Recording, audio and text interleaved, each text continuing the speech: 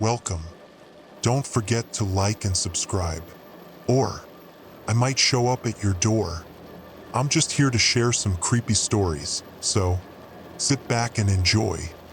Disclaimer: the content presented in the video is purely for entertainment purposes only.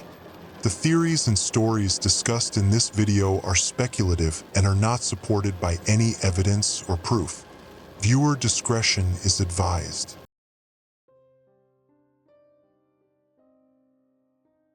Emergency log entry number 001. Date: October 13th, 2024. Filed by Ranger Orion McCready, Station 7. Classification: Routine Wildlife Behavioral Anomaly Report. I've been patrolling these mountains for 8 years.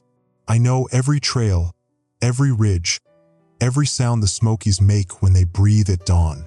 What I documented this morning doesn't belong in any ranger manual. Started my rounds at 0500 hours, standard sweep of the Cataract Falls trail system.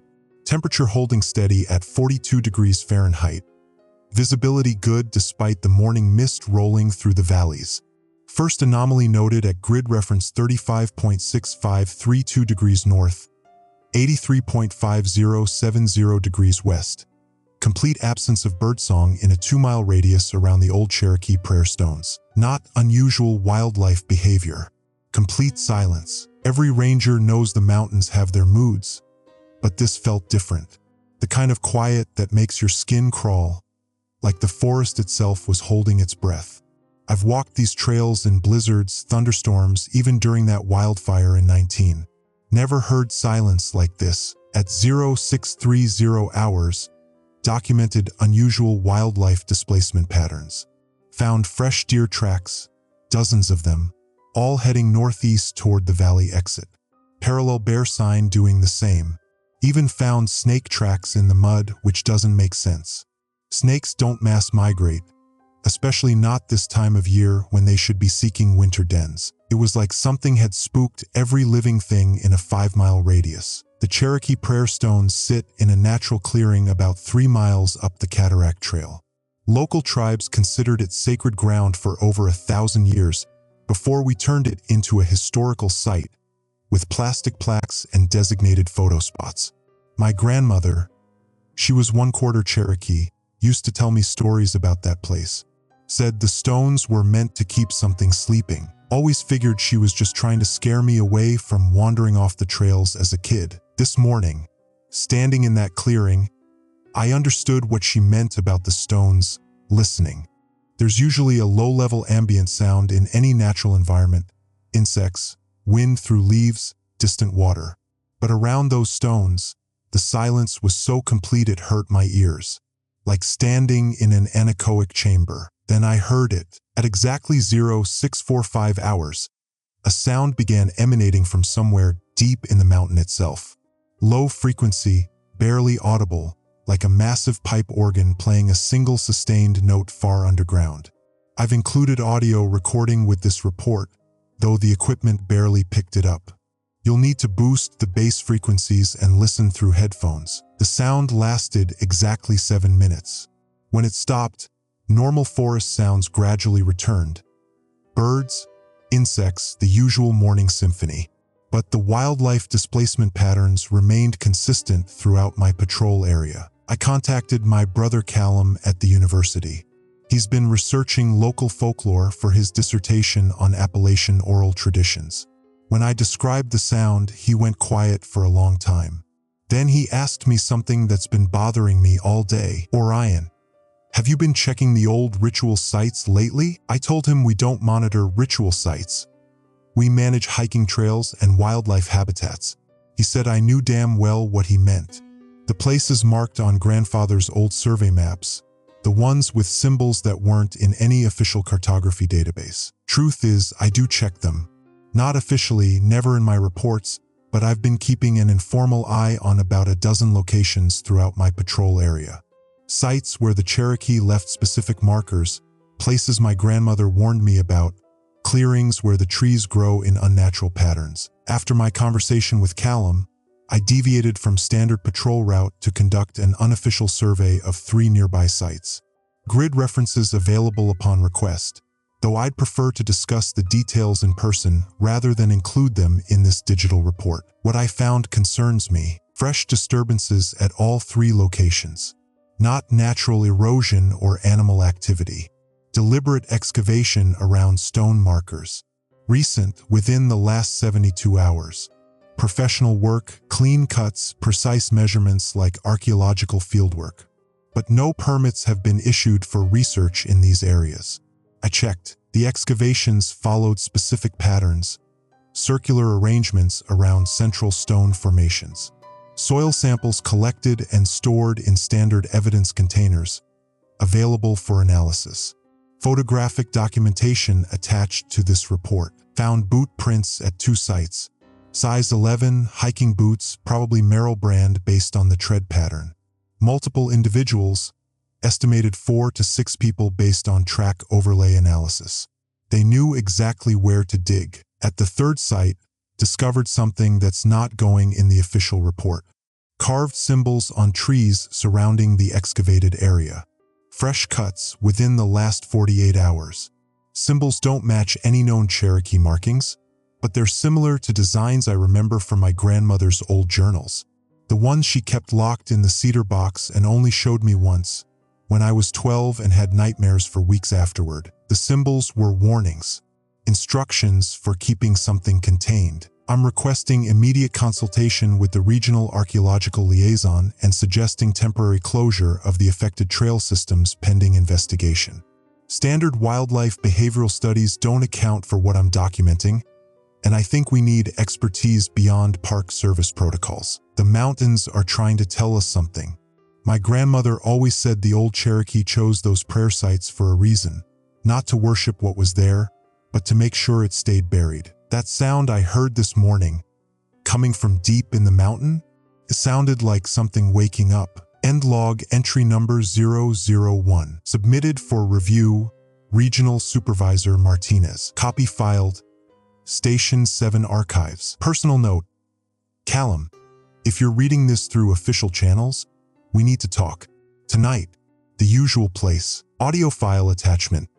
Mountain harmonics _101324 _0645 HRS.wave. Photo documentation. Excavation sites _101324.zip. Soil samples. Stored in evidence locker 7A, combinations 2847. Emergency log entry number 002. Date: October 15, 2024. Filed by Ranger Orion McCready, Station 7. Classification: urgent multiple civilian incident reports. The sound is getting stronger. 2 days since my initial report, and I've documented 14 separate civilian encounters with what hikers are calling voices in the wind. Attached witness statements paint a consistent picture that's frankly disturbing. Professional detachment is becoming difficult to maintain. Incident summary: October 14th at 0830 hours, received emergency call from hiking party of 6 on the Appalachian Trail connector, approximately 2 miles from the Cherokee Prayer Stones. Party leader Jennifer Walsh, age 34, Atlanta, reported her group had been hearing whispers in Cherokee for the past hour. When I arrived on scene, all 6 hikers were visibly shaken. Walsh's exact words: "It started as whine through the trees, but then we realized the wind was forming words, ancient words, like prayers, but backwards." I spent 40 minutes interviewing the group. None of them speak Cherokee. None of them have any knowledge of local indigenous languages. Yet all 6 described hearing the same vocalizations, what they interpreted as ritualistic chanting carried on air currents. I heard it too. Standing in that clearing, I listened to my grandmother's voice speaking Cherokee phrases I learned as a child. Protective prayers she taught me, but reversed. The words that were meant to keep something sleeping, spoken in a way that sounded like a summoning. The hikers recorded audio on their phones. I've included digital files with this report, though I'm not sure anyone without Cherokee language knowledge will understand the significance. The phrases being spoken by the wind are specific, not random sounds or pareidolia. Their words of unbinding. Incident summary: October 15th at 0600 hours, conducted follow-up patrol of affected areas. The underground harmonic I documented 2 days ago has intensified. What started as a barely audible frequency now resonates at a level that vibrates through your chest cavity when you're within half a mile of the prayer stones. Found Brecken Hayes examining the excavation sites. Brecken's been guiding hunters and hikers through these mountains for 20 years. His family's lived in these hollows for 4 generations, and his great-grandfather worked with the Cherokee families who remained in the area after the Trail of Tears. If anyone knows the real history of these mountains, it's Brecken. He was kneeling beside the largest excavated circle, running his fingers through the disturbed soil like he was reading Braille. When he saw me approaching, his expression was grim. "They're trying to wake it up," he said without preamble. "The fool townspeople who hired those archaeologists don't understand what they're playing with." I asked him to explain. Brecken stood up, brushing dirt from his hands, and pointed to the carved symbols on the surrounding trees. The fresh markings I documented. "My great-grandfather told me stories about this place. Said the Cherokee didn't just consider it sacred, they considered it dangerous. The prayer stones weren't built to honor something. They were built to contain it." According to Brecken, the excavations aren't random archaeological work. Someone hired a private team to dig at specific sites, following what he called the old maps. Maps that show the locations of what the Cherokee called the sleeping places. "How do you know this?" I asked. Brecken's answer chilled me. "Because my family's been guarding these sites for 4 generations. We were supposed to keep people away from them. We failed." He showed me something I wish I could unsee. In his jacket pocket, he carried a leather journal filled with hand-drawn maps and Cherokee symbols. The journal belonged to his great-grandfather, who received it from a Cherokee elder before the man died in 1943. The maps in that journal matched the excavation sites exactly. "The government man came through 3 weeks ago," Brecken continued. "Slick type in expensive hiking gear. Said he was conducting environmental surveys for some federal agency. But he was asking about the old sites, using Cherokee names for places that don't appear on any official maps." I asked Brecken to describe this government man. The description he gave matches someone I met yesterday. A man who introduced himself as Lucien Thorne from the Environmental Protection Agency. Thorne arrived at Station 7 yesterday afternoon, claiming routine survey work in conjunction with my wildlife behavioral reports. Said he was particularly interested in the areas where I documented animal displacement patterns. His credentials checked out, but something about his demeanor felt off. He asked very specific questions about the Cherokee prayer stones. Questions that went beyond standard environmental assessment protocols. "Have you noticed any unusual geological activity in the vicinity of the historical markers?" he asked. "Any changes in local magnetic fields or electromagnetic anomalies?" When I mentioned the underground harmonic, Thorne's interest sharpened noticeably. He asked to hear my audio recordings. I told him they were still being processed. A lie, but my instincts were screaming warnings. "Mr. McCready," Thorne said as he prepared to leave, "I need you to understand that this area may be of significant interest to national security. If you encounter any unusual phenomena, I need you to contact me immediately. Don't file standard reports through Park Service channels." He gave me a business card with only a phone number. No EPA logo, no official letterhead. After Thorne left, I called Callum at the university. My brother's research into local folklore has taken on new urgency. He's been spending 16-hour days in the archives, cross-referencing Cherokee oral traditions with historical accounts from early European settlers. "Orion," he said, "I think I know what's happening. The Cherokee stories about the prayer stones aren't just folklore. They're maintenance instructions." According to Callum's research, the Cherokee established specific rituals that had to be performed at regular intervals to maintain what they called the barriers. These weren't spiritual ceremonies. They were functional procedures to keep something contained. The stories describe something that came from the deep places between worlds, Callum explained. something that fed on human fear and despair. The Cherokee managed to bind it, but the binding required constant reinforcement. The rituals stopped when the Cherokee were forced from the land in 1838. For nearly 2 centuries, whatever they were containing has been slowly weakening the barriers without proper maintenance. What happens when the barriers fail completely? I asked. Callum's answer has been keeping me awake.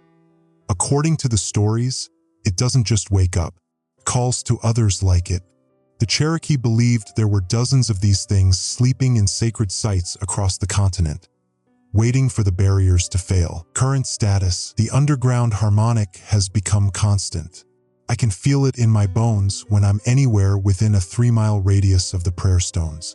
The frequency is changing, becoming more complex. What started as a single sustained note now sounds like a chord progression, like something learning to sing. I've documented 17 separate civilian reports of voices in the wind over the past 48 hours. The Cherokee phrases being heard are becoming more frequent and more urgent.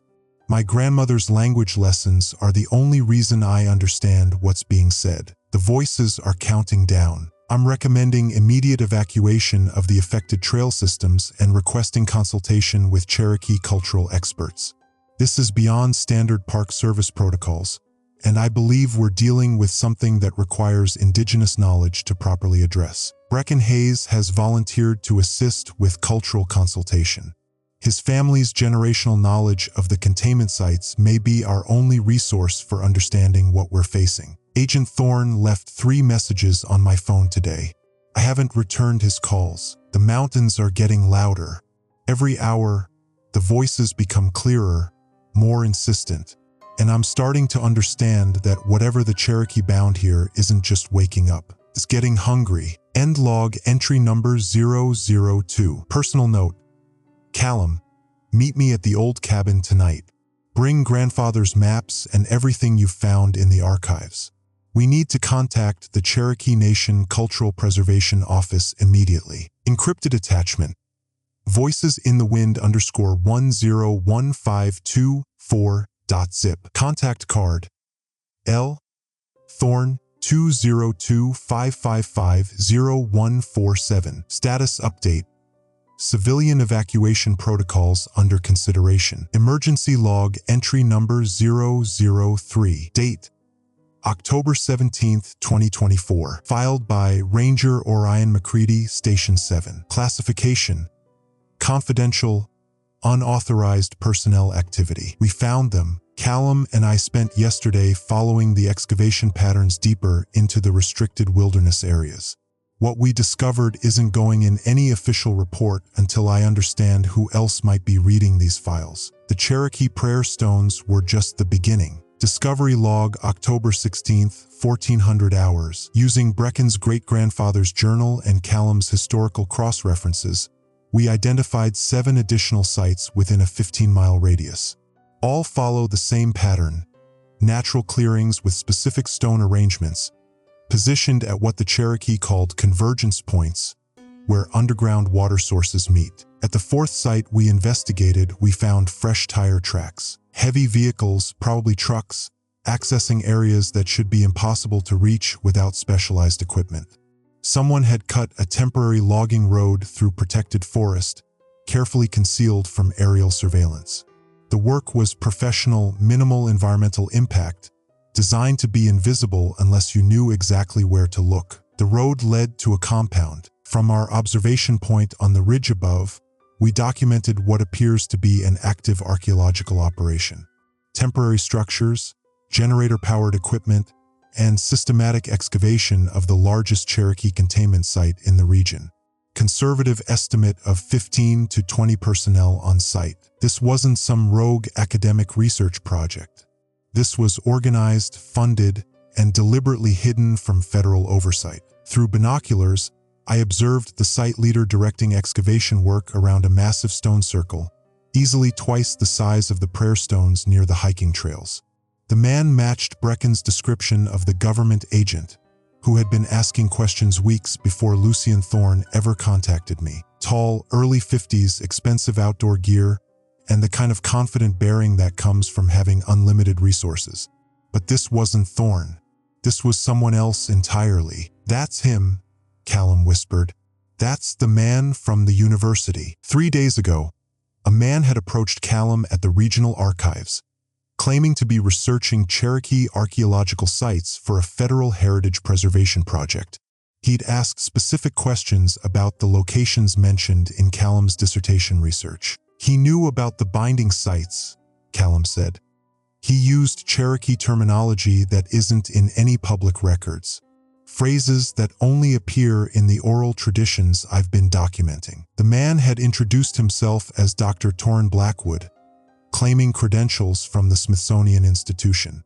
When Callum tried to verify his background later, no record of Dr. Blackwood existed in any federal database. Site documentation. From our observation point, we documented the excavation methodology.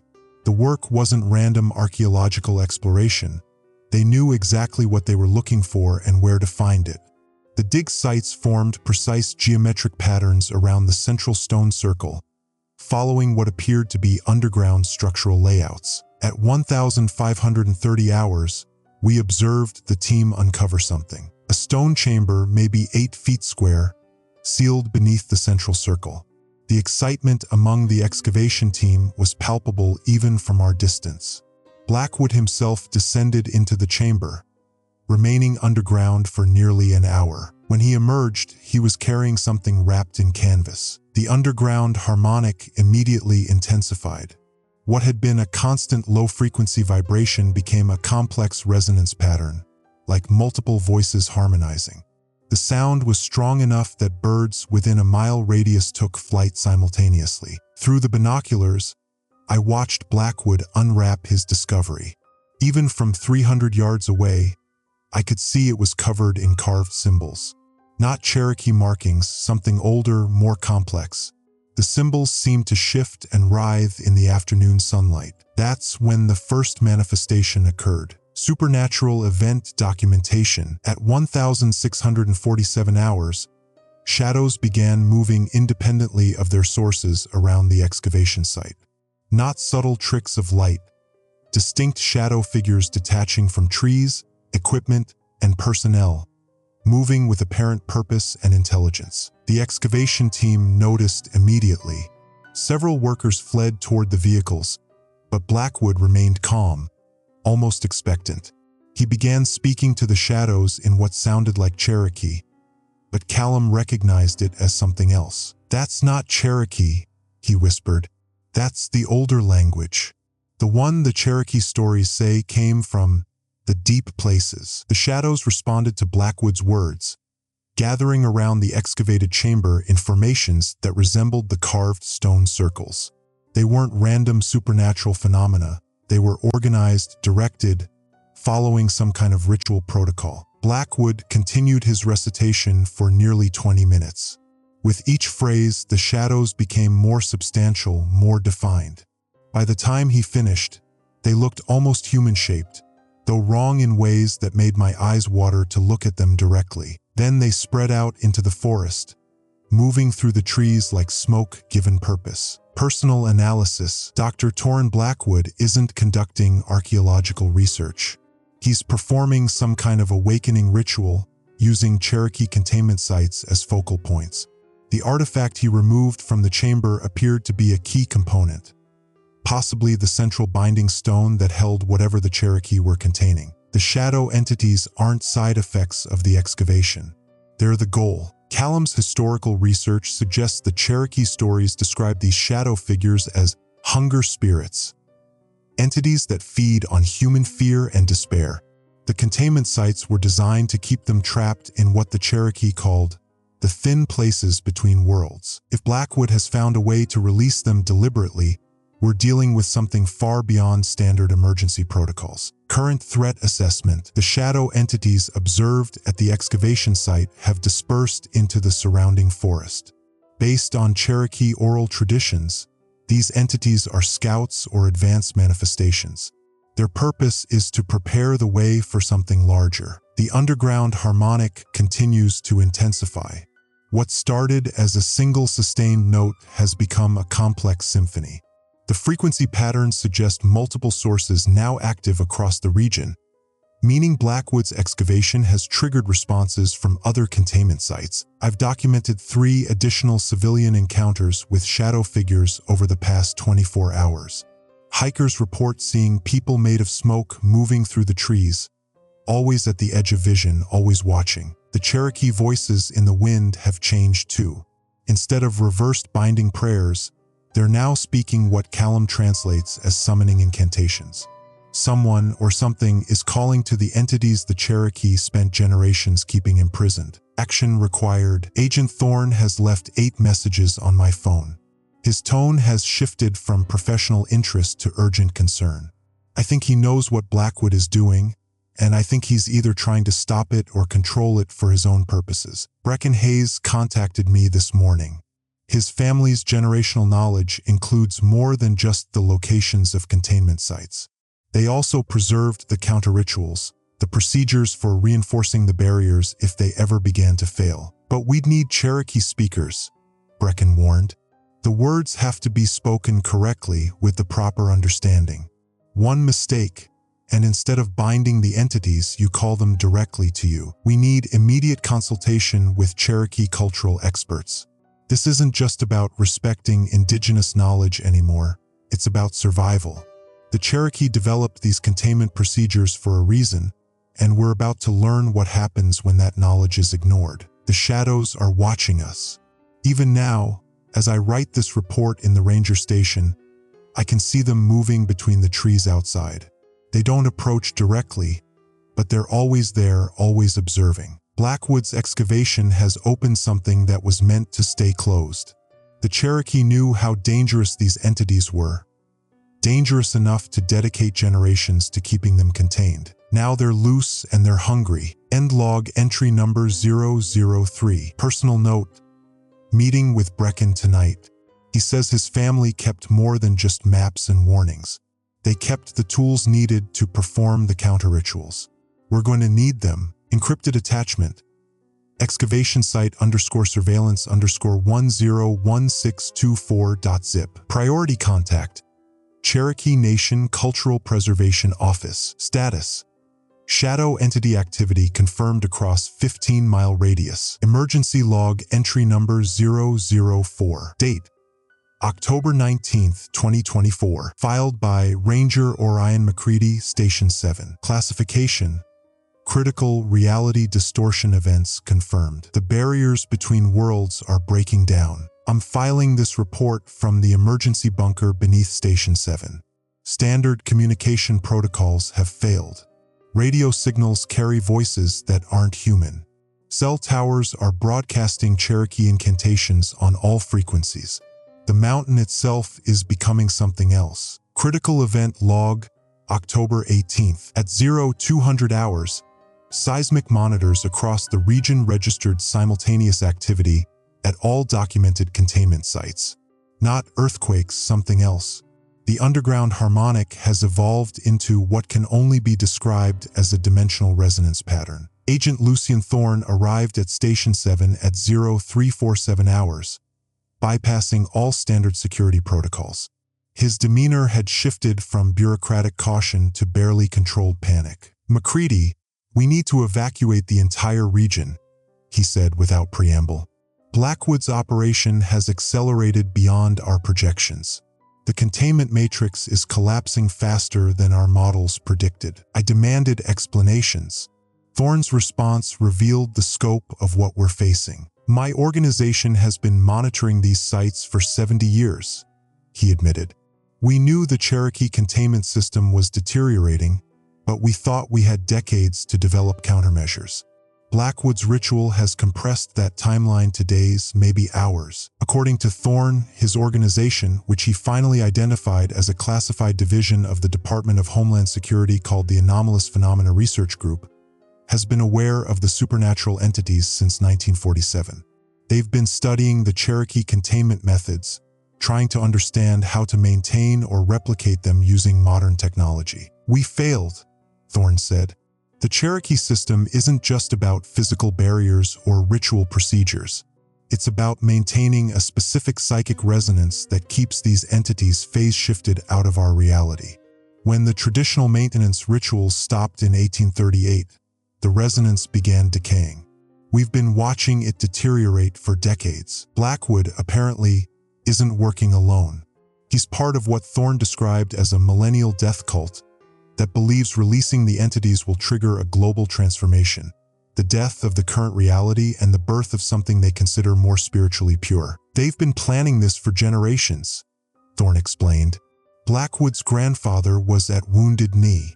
His family has been collecting Cherokee sacred knowledge for over a century, perverting it into summoning rituals instead of containment procedures. Reality distortion documentation. At 0600 hours, while discussing evacuation logistics with Thorne, we witnessed the first major reality breach. The forest around Station 7 began flickering, trees phasing in and out of existence, replaced momentarily by landscapes that belonged to no earthly location. Twisted spires of black stone under skies that burned with green fire. Vast caverns filled with geometries that hurt to perceive directly. The Cherokee called it the Hungry Dark, according to Callum's research. The dimension where the shadow entities originate, a realm of eternal starvation where consciousness itself is consumed as sustenance. For 17 minutes, our reality and the Hungry Dark occupied the same space simultaneously. During those 17 minutes, we could hear the entities feeding. The sound was indescribable, like 1,000 voices screaming in reverse, combined with the wet tearing noise of something enormous consuming something soft. The shadow figures we'd observed earlier emerged from the trees, no longer vague humanoid shapes but distinctly predatory forms with too many limbs and mouths full of void. They were hunting. Personnel status update. Brecken Hayes contacted us via shortwave radio at 0730 hours. His family's mountain cabin sits at the geographic center of the containment site network, and he's been monitoring the situation using traditional Cherokee observation methods combined with modern surveillance equipment. The ritual phases are accelerating, he reported. Blackwood's people aren't just opening one site, they're creating a cascading failure across the entire network.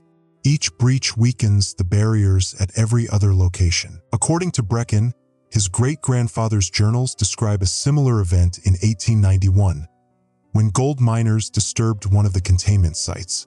The Cherokee elders managed to contain the breach, but only after sacrificing 17 people to reinforce the binding rituals. The difference is scale, Brecken explained. In 1891, it was one site. Now it's the entire network, and there aren't enough Cherokee speakers left who know the proper counter-rituals. Brecken revealed something that changes everything. His family didn't just preserve the knowledge of the containment sites. They've been secretly maintaining some of the rituals, passing down modified versions that could be performed by non-Cherokee speakers in emergency situations. We never stopped the maintenance completely, he said. We just had to adapt it, simplify it, make it something ordinary people could perform if the worst happened. His family has ritual components hidden throughout the mountains, not just knowledge, but actual tools blessed by Cherokee elders in the 1800s. Sacred items that can still influence the entities if used correctly. But we need to act fast, Brecken warned.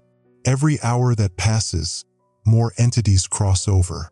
And once enough of them establish presence in our reality, even the traditional rituals won't be strong enough to send them back. Lucian Thorne's revelation. At 1,200 hours, Thorne received encrypted communications from his superiors.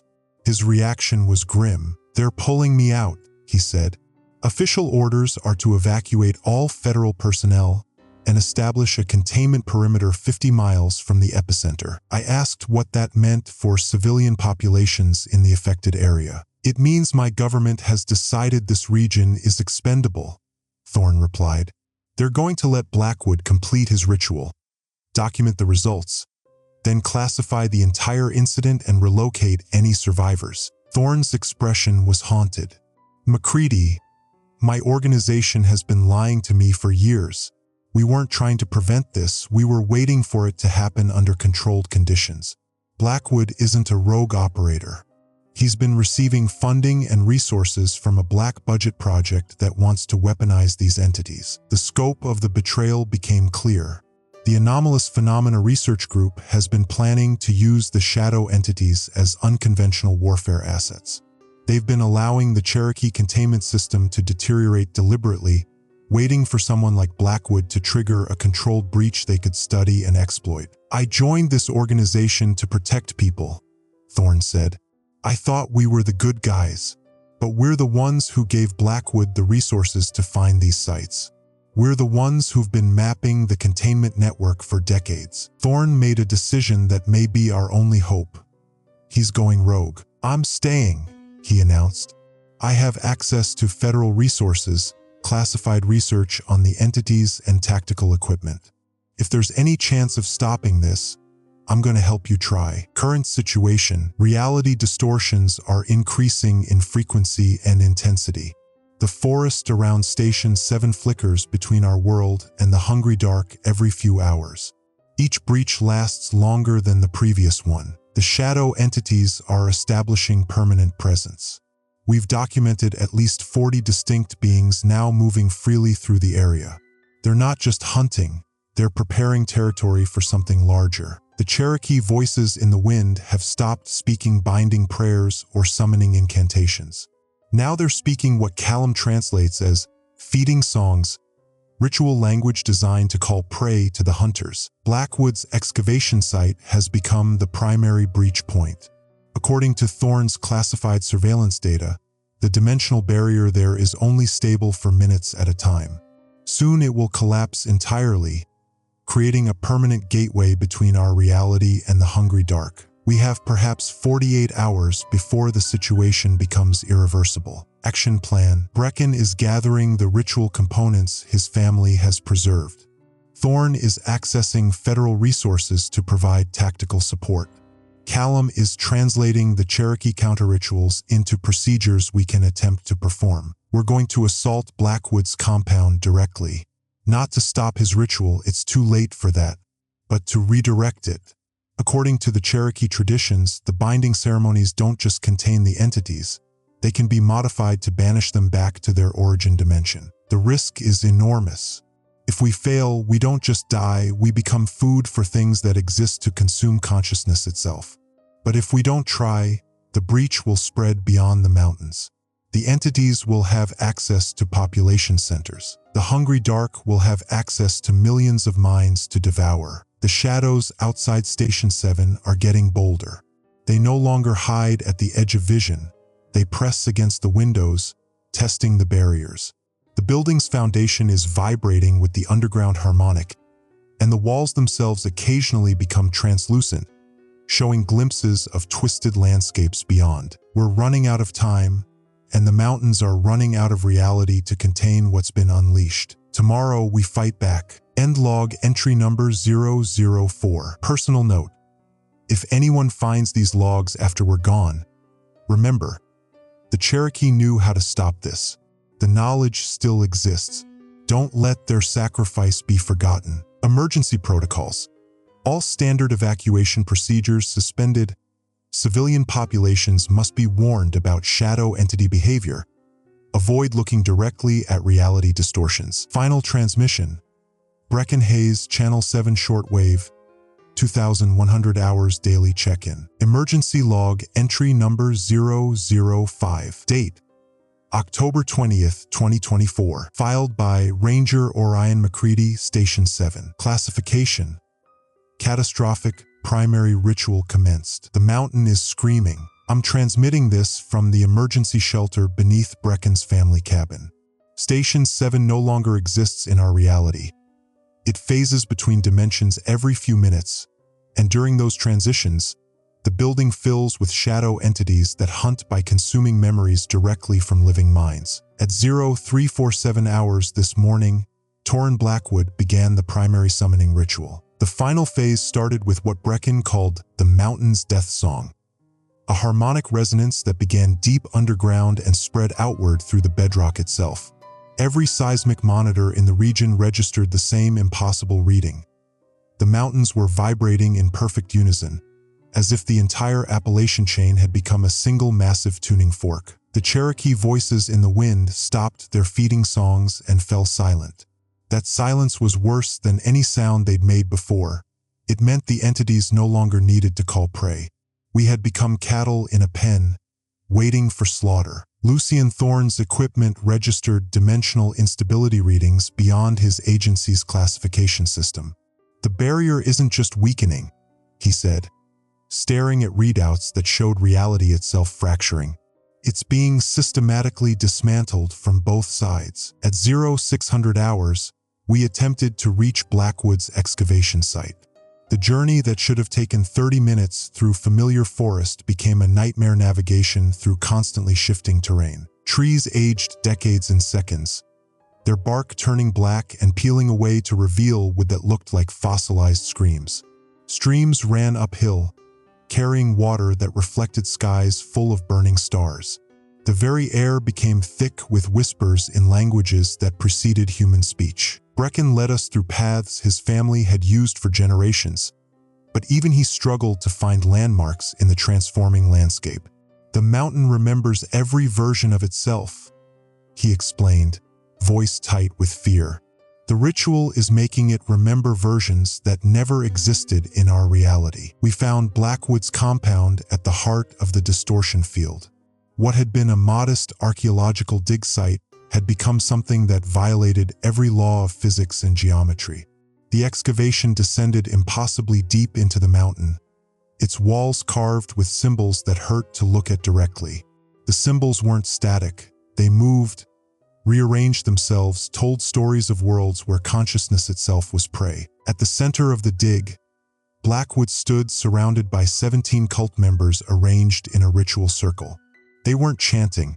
They were screaming in perfect harmony, their voices creating counter-melodies to the mountain's deep harmonic pulse. And in the pit they had excavated, something vast was beginning to emerge. What rose from the earth defied description.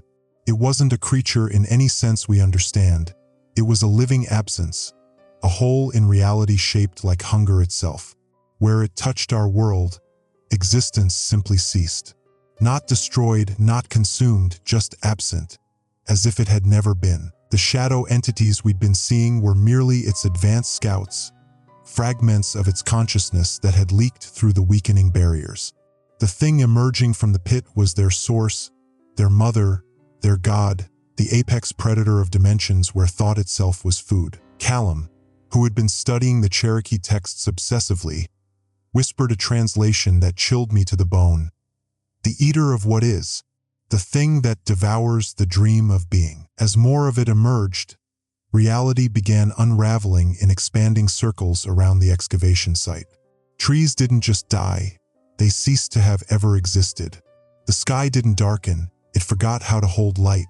Sound didn't fade, it became unmade at the source. In our shocked paralysis watching the entity's emergence, we failed to notice Blackwood's people flanking our position.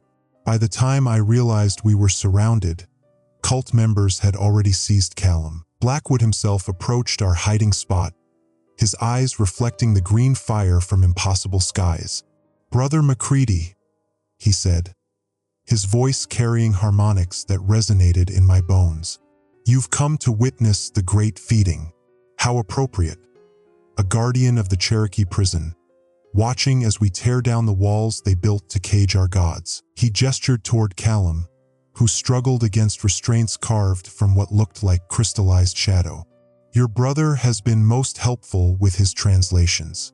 We needed someone who could read the binding texts to understand how to properly reverse them. Every containment ritual, when performed backwards, becomes a summoning ceremony." The horror was complete.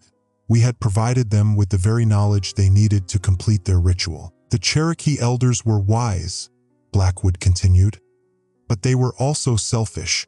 They contained the hungry dark not to protect humanity, but to preserve their own reality's dominance. They never asked what the entities needed, what they hungered for.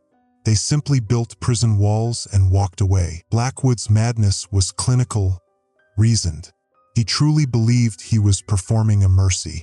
"Consciousness is suffering," he said. "Every thinking being experiences pain, fear, loneliness. But the hungry dark offers release from the burden of existence. They don't destroy, they liberate. They free us from the prison of self-awareness. As Blackwood spoke, Brecken moved with the silent grace his ancestors had used for centuries of mountain hunting. While the cult leader was distracted by his monologue, Brecken activated one of the Cherokee ritual devices his family had preserved, a carved stone disc that began humming with the same harmonic frequency as the mountain's song. "The binding isn't broken," Brecken shouted over the increasing dimensional distortion. "It's just been inverted. Cherokee magic doesn't die. It adapts." The disc in his hands began to glow with soft silver light, and for a moment, the entity's emergence slowed. The shadow entities advancing on our position hesitated, their forms becoming less distinct. But the counter-ritual required an anchor, someone to remain in direct contact with the disc while the binding was reestablished. Someone who would be consumed by the entity's hunger the moment they stepped into the excavation site. "Take care of the mountain," Brecken said, pressing a leather pouch into my hands. "These are the other ritual components. My great-grandmother's instructions are inside. Stop them from feeding on the world." Before I could stop him, Brecken leaped from our hiding place and charged toward the excavation site. The disc in his hands blazed with silver fire as he ran, and the Cherokee voices in the wind resumed their binding chants. The shadow entities converged on him instantly, but the disc's power held them back just long enough for Brecken to reach the edge of the pit. He looked back once, smiled with grim satisfaction, and jumped. The silver light exploded outward as he struck the entity's emerging form. The binding chant became a roar that shook the mountains themselves. For a moment, the entity's emergence stopped completely. Then the light went out and Brecken was gone. Not dead, erased as if he had never existed at all. But his sacrifice had bought us time. The entity's manifestation slowed, its form becoming less stable. The ritual circle wavered as several cult members collapsed, their connection to the hungry dark disrupted by the Cherokee counterbinding. The entity is still emerging, but at a drastically reduced pace. Brecken's intervention didn't stop the ritual, but it created instability in the summoning process. We have perhaps hours before the manifestation completes. Callum remains in cult custody, but I've seen him working with the shadow restraints. He's found something in the Cherokee texts, some weakness in their binding methods that might be exploited. Lucian Thorne has established contact with a faction within his organization that opposes the weaponization project. They're attempting to provide support, but most federal resources have been diverted to establishing containment perimeters that will trap the entities rather than banish them. The hungry dark has tasted our reality now. Even if we stop this manifestation, the barriers between dimensions will never be fully stable again. The Cherokee containment system wasn't just about keeping entities out. It was about maintaining the integrity of reality itself. The mountains still whisper, but now they speak of endings. The sky flickers between day and night without regard for time. Gravity fluctuates in waves that make walking treacherous. The very air tastes of copper and ozone and something else, something that might be the flavor of consciousness being digested. In the leather pouch Brecken gave me, I found not just ritual components, but a letter written in his great-grandmother's hand. The hungry dark comes when the world forgets how to dream properly. The Cherokee kept the good dreams alive, the dreams that make reality strong. If the dark comes, remember, every story told with love makes the world more real. Every song sung with hope builds walls against the nothing. The mountain remembers every good thing ever done upon it. Make it remember why existence matters. We're going to attempt the final counter-ritual. Not to stop the entity, it may be too late for that, but to make reality remember itself strongly enough to resist being unmade. The shadows are moving again. Time to fight back. End log entry number 005. Personal note: Brecken Hayes died as his ancestors lived, protecting the balance between worlds. The mountain will remember his sacrifice. Final status: primary manifestation 60% complete, reality stability critical, counter-ritual components secured, civilian evacuation impossible due to dimensional instability. Emergency log entry number 006. Date: October 20th, 2024. Time index unreliable. Filed by Ranger Orion McCready. Location classified. Classification: reality breach, active combat operations. Time is breaking down. My watch shows 3 different hours simultaneously. The sun has been setting for 47 minutes without completing its descent. We're fighting a war where the battlefield itself is being consumed. After Brecken's sacrifice disrupted the ritual circle, Lucian Thorne and I had perhaps 90 seconds before the cult regrouped.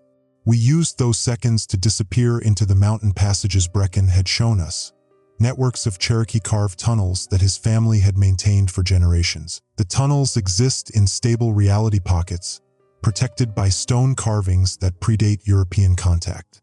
As we descended into the mountain's heart, the dimensional distortions above us became muffled, like hearing thunder through deep water. These passages weren't just escape routes, Thorne observed, running his hands over intricate Cherokee symbols carved into the tunnel walls. They're part of the containment network itself, conduits designed to channel and redirect supernatural energy. The symbols were more than decorative. They pulsed with faint silver light, the same luminescence we'd seen from Brecken's ritual disk. Even partially awakened, the entity's presence was being filtered and weakened by the Cherokee engineering. But the tunnels came with their own horror. As we moved deeper, we began encountering the remnants of previous containment failures, mummified remains of Cherokee warriors who had sealed themselves into the mountain during emergency responses to earlier breaches. Each warrior still gripped ritual weapons, napped obsidian blades that hummed with contained power, carved bone whistles that made no sound but somehow communicated warnings directly into our minds. They had died holding the line against previous manifestations of the hungry dark. Brecken's great-grandmother's letter had included a crude map of the tunnel system, marked with Cherokee pictographs indicating safe routes and dangerous passages. Following her guidance, we reached what she had labeled as the Heart Chamber, a vast cavern where multiple tunnel networks converged. What we found there changed everything about our understanding of the Cherokee containment system. The cavern walls were covered in thousands of carved symbols, layered over centuries of additions and modifications. But these weren't just protective wards. They were a complex narrative, a story told in stone that described not just the hungry dark's nature, but the specific methods required to banish it permanently. "It's a manual," I whispered, understanding flooding through me as I studied the elaborate pictographs. The Cherokee didn't just contain these entities, they studied them. This is 3 centuries of accumulated knowledge about fighting interdimensional predators. Lucian's equipment registered massive energy readings from the chamber's center, where a natural stone formation had been carved into what could only be described as a ritual amplifier. The same harmonic frequency that the entity used to weaken reality barriers could be inverted here, turned into a weapon against the hungry dark itself. But the Cherokee narrative made one thing terrifyingly clear: the ritual that could banish the entity required a very specific sacrifice. Not just a life, but a willing consciousness that could serve as bait, drawing the entity's full attention while the banishment procedure was completed. The volunteer would be consumed entirely, not just killed, but erased from existence, their consciousness serving as the final meal that would sate the entity enough for it to be sealed away again. "My ancestors knew this day would come," I said, reading the stone warnings aloud. "They prepared for it. Every generation since 1838 has been maintaining these tunnels, updating the ritual instructions, preparing for the moment when the containment system would finally fail completely." At 1,400 hours, according to my broken watch, we heard footsteps in the tunnels above us. Not the wet, slithering sounds of shadow entities, but human movement. Someone navigating the passages with knowledge of their layout. Callum emerged from a tunnel entrance we hadn't even noticed, bloodied but alive, carrying a collection of Cherokee artifacts he'd somehow liberated from Blackwood's excavation site. "The shadow restraints weren't as clever as they thought," he said, embracing me with shaking arms. Cherokee binding magic works both ways. If you know the countersymbols, you can turn prison walls into escape routes. But his escape came with devastating intelligence about the entity's manifestation progress. It's not just emerging, Callum explained, his voice tight with fear. It's establishing permanent presence in our reality by creating anchor points, places where the hungry dark and our world overlap permanently. Blackwood's people are setting up secondary ritual sites throughout the mountain range. According to what Callum had observed, the cult wasn't trying to simply summon the entity and unleash it on the world. They were methodically creating a network of dimensional overlaps that would allow the hungry dark to gradually consume our reality from within, preserving the entity's consciousness while feeding it an entire universe bite by bite. They call it the sustainable feast, Callum said. Instead of consuming everything at once and then starving, the entity will have permanent access to an endless supply of consciousness from overlapping realities. The scope of the horror became clear. This wasn't just about the Smoky Mountains or even Earth. If successful, Blackwood's ritual would give the hungry dark access to infinite versions of our universe across multiple dimensions. While studying the Cherokee manual with Callum, Thorne received an encrypted communication from his agency superiors. His reaction was immediate and violent. He smashed his communication equipment against the cavern wall. "They're not trying to stop this," he said, his voice hollow with realization. "My entire career, everything I thought I was working toward, it was all preparation for this moment." The Anomalous Phenomena Research Group was created specifically to monitor and eventually facilitate this ritual. According to the communication Thorne had received, his agency had been in contact with Blackwood's cult for decades. They had provided funding, resources, and intelligence, all while maintaining the fiction that they were working to prevent supernatural threats. "They want to control the entity," Thorne explained. "Not banish it, not contain it, they want to establish a partnership. They believe they can negotiate with it, offer it controlled feeding opportunities in exchange for supernatural power they can weaponize." The federal response to the current crisis wasn't containment or evacuation. It was documentation and preservation. They were recording everything, studying the manifestation process, preparing to replicate it under controlled conditions at other sites worldwide. "I've been their inside agent in the Cherokee Containment Monitoring Program," Thorne said, his hands shaking with rage. They needed someone who could identify the exact failure points in the traditional binding system. Someone who could ensure that when the containment finally collapsed, it would happen in a way they could observe and study. But Thorne's access to agency resources also provided us with crucial tactical intelligence. His equipment included detailed maps of all secondary ritual sites, real-time monitoring of the entity's manifestation progress, and, most importantly, a complete roster of cult members and their assigned positions. The Cherokee manual made the strategic situation clear. The primary entity could still be banished, but only if all secondary anchor points were disrupted simultaneously. If even one remained active, the entity could use it to maintain presence in our reality and begin the slow consumption process. We identified 7 secondary sites scattered throughout the mountain range, each requiring a specific disruption ritual that had to be performed with precise timing. The rituals couldn't be done remotely. Someone had to physically carry Cherokee ritual components to each site and perform the counterbinding in person. 3 people, 7 sites, each site defended by cult members who were no longer entirely human. Callum reported that prolonged exposure to the entity's influence was transforming them into something between shadow entity and human consciousness. But we had advantages they didn't expect. The Cherokee tunnel system connected to all 7 sites. The ancient engineers had planned for exactly this scenario.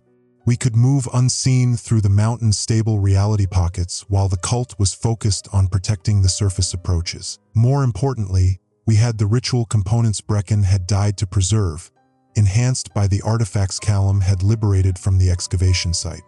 Combined with the Heart Chamber's amplification system, we could potentially disrupt multiple sites from a single central location. The Cherokee designed this as a failsafe, I realized, studying the stone instructions.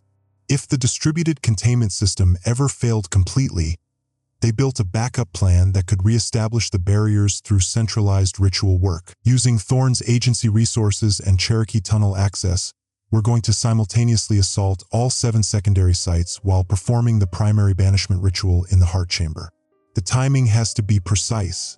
Any deviation will give the entity time to strengthen its remaining anchor points. Callum will handle the technical aspects, translating Cherokee instructions and managing the ritual components. Thorn will provide tactical support and disruption of cult communications. I'll perform the primary banishment ceremony. The Cherokee manual is explicit about the cost. The primary ritual requires a conscious sacrifice, someone who voluntarily offers their existence to serve as the final anchor point for the banishment. Not death, but complete erasure from reality. But there's something else the manual mentions, something that might change everything. According to the stone carvings, if the sacrifice is made willingly and with complete understanding of the consequences, the volunteer's consciousness doesn't just disappear. It becomes part of the mountain's protective essence, joining the Cherokee guardians who have been maintaining the barriers for centuries. Brecken understood this when he made his sacrifice. His consciousness is still here, still protecting the tunnels, still guiding us toward the solution his ancestors prepared. The entity's manifestation is now 80% complete. Reality distortions are spreading beyond the immediate area.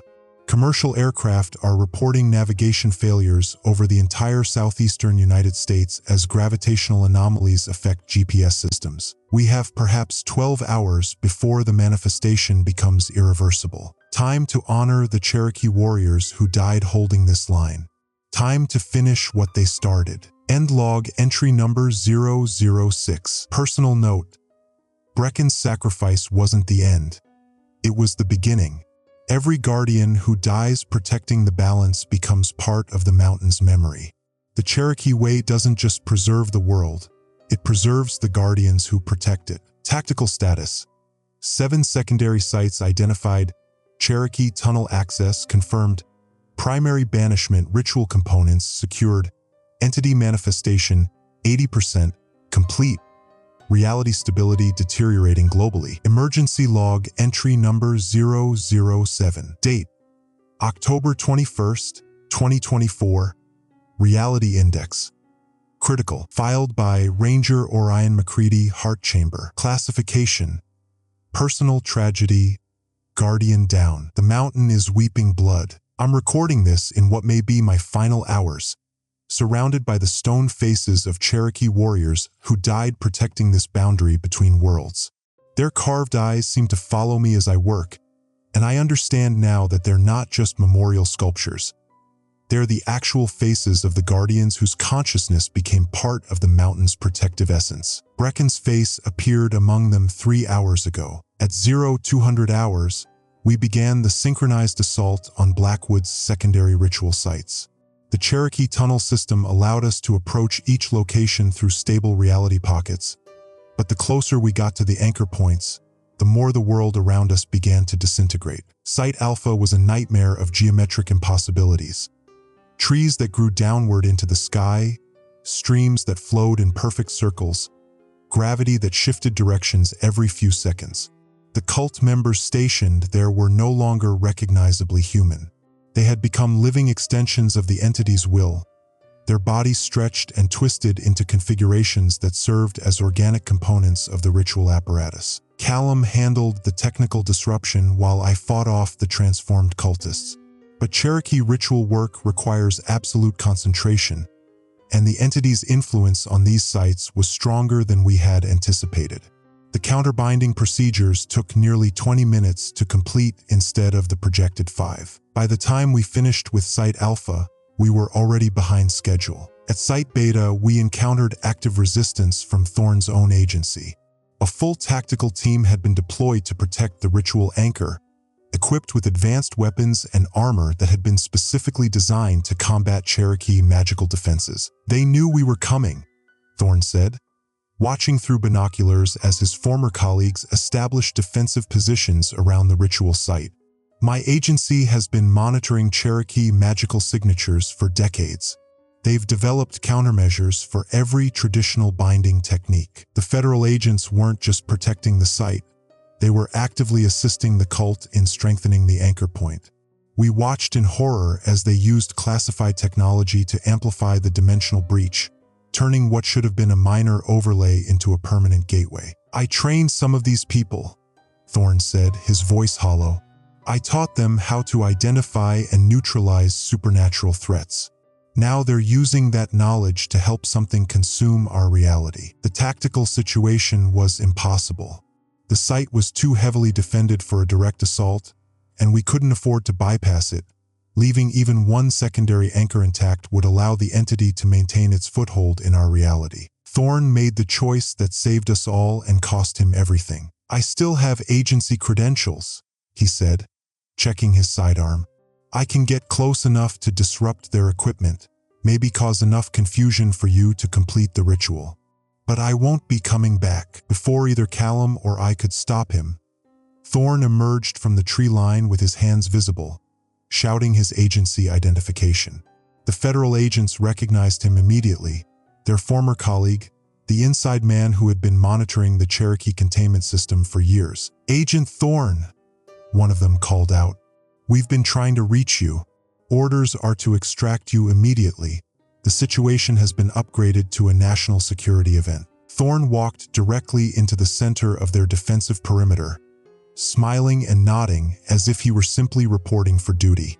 When he reached the ritual amplification equipment, he embraced the agent in charge, a man he had apparently worked with for years. Then he activated the thermite charges he had concealed in his equipment vest. The explosion didn't just destroy the federal technology, it created a massive disruption in the dimensional anchor itself. The ritual site collapsed into a reality sinkhole that consumed everything within a 50-yard radius. The cult members, the federal agents, and Lucien Thorne all vanished into a pocket of twisted space-time that folded in on itself and disappeared. But the disruption bought us the time we needed. While the entity was struggling to compensate for the loss of site beta, Callum and I managed to disrupt 3 more secondary sites using rapid deployment Cherokee counter-rituals. By 0800 hours, we had successfully disrupted 5 of the 7 secondary sites. The entity's manifestation had been reduced from 80% to approximately 60%, and the global reality distortions were beginning to stabilize. But our success triggered a direct response from the hungry dark itself. The entity stopped trying to manifest gradually through the ritual sites and instead began forcing itself through the primary excavation point using brute dimensional pressure. The result was catastrophic. Reality began tearing apart in expanding circles around Blackwood's compound. The Cherokee tunnel system that had protected us began to collapse as the stable reality pockets were overwhelmed by dimensional instability. Ancient stone carvings that had contained supernatural energy for centuries started to crack and bleed silver light. We were forced to abandon the tunnels and make our final approach to the remaining sites through the devastated landscape above ground. What we found there defied every law of physics and sanity. The entity had partially manifested not as a single creature, but as a living environment, a bubble of the hungry dark that was gradually expanding outward, consuming and replacing our reality with its own impossible geometry. Trees weren't just dying, they were being edited out of existence, leaving behind empty spaces where they had never grown. The sky wasn't darkening, it was being replaced by something that had never held light. At Site Gamma, we encountered Torrin Blackwood himself, no longer human but serving as a direct conduit for the entity's will. He spoke with the voice of the hungry dark, addressing us in words that carried the weight of cosmic hunger. "You have delayed the inevitable," he said, his form shifting between human and shadow. "But you cannot stop what has already begun. The barriers between realities are breaking down everywhere. This site was just the beginning." Blackwood gestured toward the remaining secondary sites, and we saw the horrible truth. They were all connected, part of a global network of dimensional weak points that the entity's followers had been preparing for decades. Even if we stopped the manifestation here, similar rituals were already beginning at sites in the Himalayas, the Sahara, the Amazon basin. The Cherokee were fools to think they could contain the hungry dark indefinitely, Blackwood continued. They built walls, but walls can be broken. They created barriers, but barriers can be bypassed. The entity has been patient, but patience has limits. The full scope of the conspiracy became clear. The Anomalous Phenomena Research Group wasn't just studying supernatural threats. They were coordinating a global summoning effort, using sites of traditional containment as launch points for worldwide reality replacement. "We're not just fighting for the Smoky Mountains," Callum said, understanding flooding his face. "We're fighting for the entire planet. If this site completes its manifestation, it will serve as a beacon for all the others." The Cherokee Manual had mentioned this possibility, the concept of cascade summoning, where successful manifestation at one site would trigger automatic activation at all connected locations. The entity's followers had perverted the Cherokee warning system, turning it into a coordination network for global consumption. But Callum had been studying the Cherokee countermeasures, and he had found something the manual described as the final option, a ritual that could sever all connections between sites, but only at the cost of the practitioner's complete erasure from existence. The Cherokee called it becoming the mountain, Callum explained. "Instead of just offering your consciousness as bait, you permanently merge with the protective essence of the site. Your existence becomes part of the barrier itself." It was more than sacrifice. It was transformation into something that could actively fight the entity across multiple realities simultaneously. But it required someone with deep knowledge of both Cherokee ritual practices and the entity's nature. Someone who had been translating the binding texts for days, absorbing the accumulated wisdom of centuries of guardian work. "It has to be me," Callum said, his voice steady despite the terror in his eyes. "I'm the only one who understands the ritual procedures well enough to perform the final binding. And I'm the only one who's been exposed to enough of the entity's influence to serve as an effective anchor." Standing in the ruins of Site Gamma, with reality disintegrating around us and the entity's manifestation accelerating beyond control, I faced the choice that would haunt me forever. I could try to stop Callum, attempt to find another way, preserve my brother's life while potentially dooming the entire world. Or I could let him make the sacrifice that would save humanity at the cost of his existence. The Cherokee stone faces in the heart chamber had been trying to tell me something with their watching eyes. They weren't just memorial sculptures. They were active guardians, consciousness that had chosen to become part of the mountain's protective essence rather than pass into whatever comes after death. Brecken's face among them was smiling. "The Cherokee way doesn't end with death," Callum said, reading my hesitation. "It transforms death into protection. Every guardian who makes this choice becomes part of the mountain's memory, part of its ability to defend the balance between worlds." He was right. The Cherokee Manual made it clear that consciousness absorbed into the mountain's protective essence didn't disappear. It became part of an eternal watch, a network of guardian spirits that could respond to threats across multiple realities. But he was still my brother, the person who had shared every adventure of my childhood, who had helped me understand the Cherokee traditions that gave my ranger work meaning, who had been trying to protect these mountains since before he could walk. "I need you to complete the heart chamber ritual," Callum said, pressing the remaining Cherokee components into my hands. "The primary banishment can only be performed by someone who has lost everything to the entity's hunger. Someone who understands the true cost of the balance we're trying to maintain." He was already beginning the transformation ritual, speaking Cherokee words that made the air shimmer with silver light. The entity's attention turned toward him immediately, drawn by the promise of consuming someone who had absorbed so much protective knowledge. "Remember me?" Callum said, his form beginning to fade as the ritual took hold. "Remember why we chose to fight. Remember that some things are worth becoming nothing to protect." The silver light exploded outward, and my brother was gone.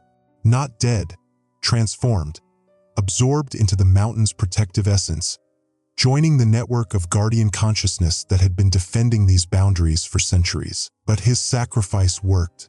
The entity's manifestation stuttered, its connection to the secondary sites severed by the sudden surge of protective energy. The global cascade summoning was interrupted, leaving the other sites vulnerable to local countermeasures. The hungry dark's attention turned toward me, and I understood that I was now alone with something that existed to consume consciousness itself. The entity's manifestation has been reduced to 40% and is no longer stable. The secondary sites have been severed from the primary summoning, but the excavation site remains active. Reality distortions are continuing but no longer expanding. Callum's sacrifice has bought me time to reach the heart chamber and attempt the final banishment ritual. But I now understand what the Cherokee manual meant about the cost of the primary ceremony. The ritual doesn't just require a sacrifice. It requires someone who has lost everything to the entity's hunger, someone whose grief and rage can serve as the emotional foundation for the banishment, someone who has nothing left to lose. I'm that someone now. The Cherokee faces in the heart chamber are watching me with expectation. Brecken's smile is encouraging, and somewhere in the silver light that flows through the ancient carvings, I can feel Callum's presence, guiding me toward the final confrontation. The entity is coming for me. It knows I'm the last obstacle between it and permanent manifestation in our reality. But it doesn't understand that I'm no longer just fighting to save the world. I'm fighting to join the guardians who chose to become eternal protectors rather than fade into whatever comes after death. The mountain remembers every sacrifice. Soon it will remember mine. End log entry number 007. Personal note: Callum McCready, October 21st, 2024, became part of the mountain's protective essence while severing Global Cascade Summoning Network. His consciousness joins the Eternal Watch. The Cherokee Way continues. Final status: entity manifestation 40% and unstable. Global network severed. Primary site remains active. Heart chamber ritual prepared.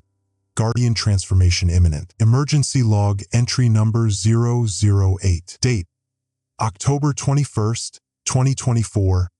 Reality index: stabilizing. Filed by Ranger Orion McCready, Heart Chamber. Classification: final truth. The network exposed. The mountain is singing now. Not the hungry whispers of the entity, but the protective harmonics of the Cherokee Guardians, including Callum's voice, silver bright and eternal among them. I'm alive. The entity's final assault failed when it encountered the combined consciousness of every guardian who had ever chosen to become part of the mountain's protective essence.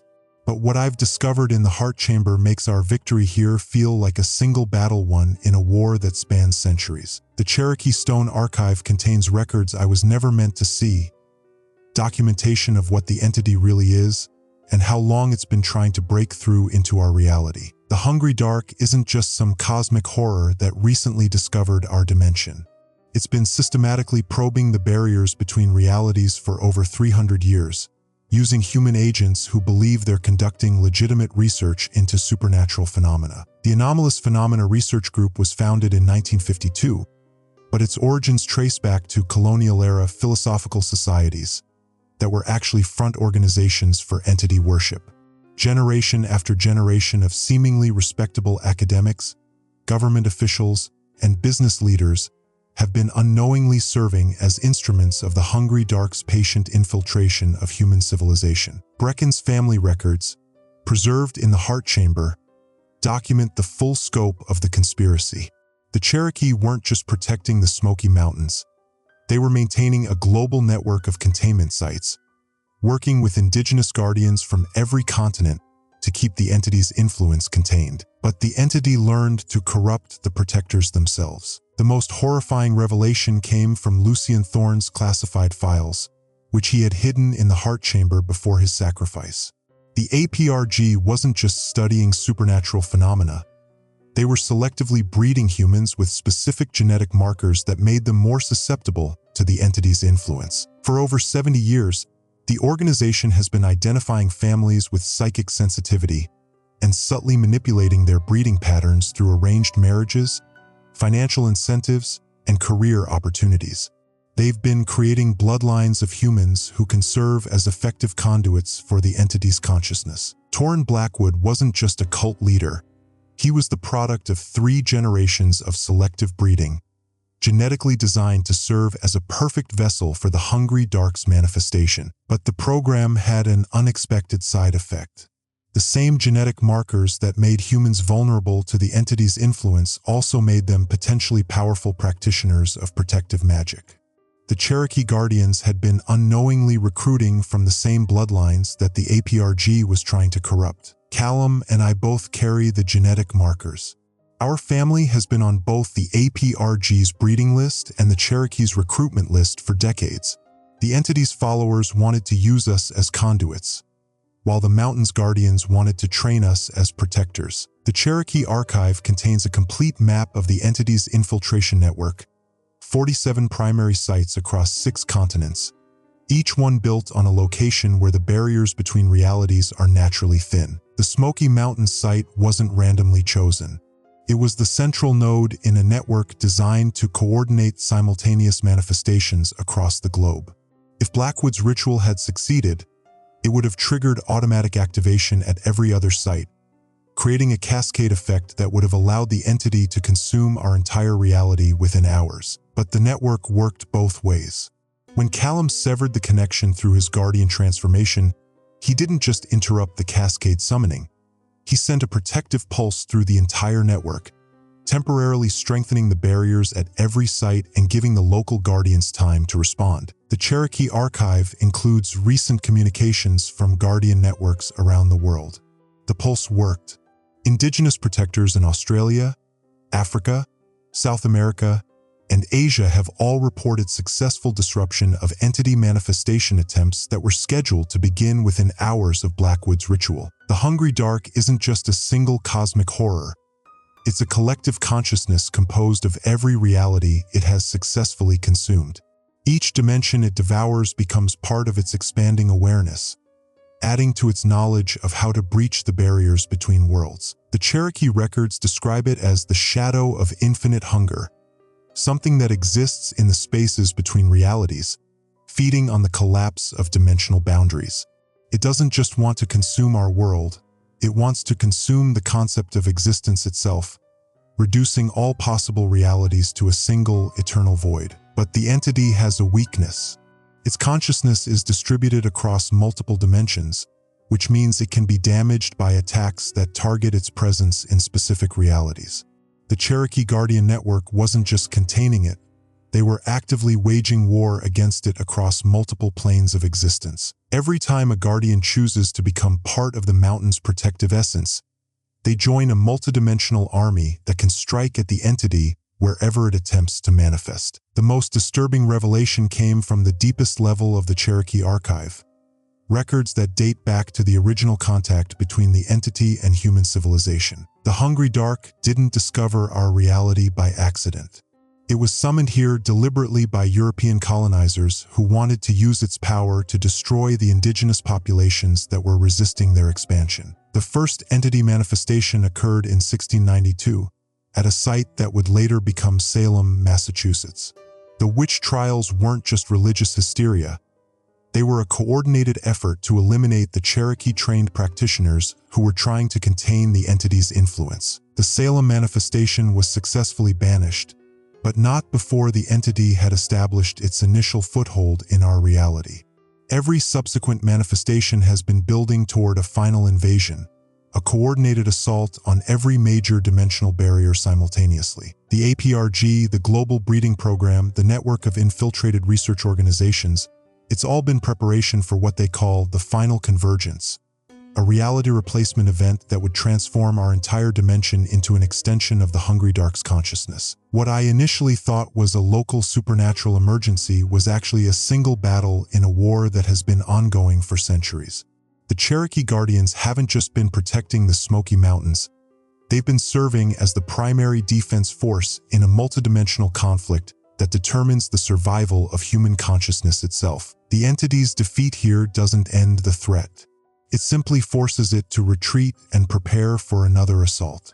The global network of sites remains active, and the APRG's breeding program has created thousands of potential conduits who don't even know they're being groomed for possession. But we've learned something crucial about the entity's nature. Can be hurt, can be forced to retreat, and it can be contained by coordinated defensive action from the Guardian networks it's been trying to corrupt. The Cherokee Archive includes detailed instructions for expanding the Guardian network, procedures for identifying and training new protectors, methods for establishing defensive sites in areas where the dimensional barriers are weakening, and protocols for coordinating with indigenous Guardian groups worldwide. The entity's next major assault won't happen for several decades. It needs time to repair the damage caused by the Cascade summoning failure and to breed a new generation of potential conduits. But when it does attack again, it will be stronger, more coordinated, and more desperate. The Guardian networks need to be stronger too. I understand now why the Cherokee kept their knowledge secret, why they never sought outside help, why they were willing to be seen as primitive or superstitious rather than reveal the true nature of their protective work. They were protecting not just the physical world, but the very concept of individual consciousness itself.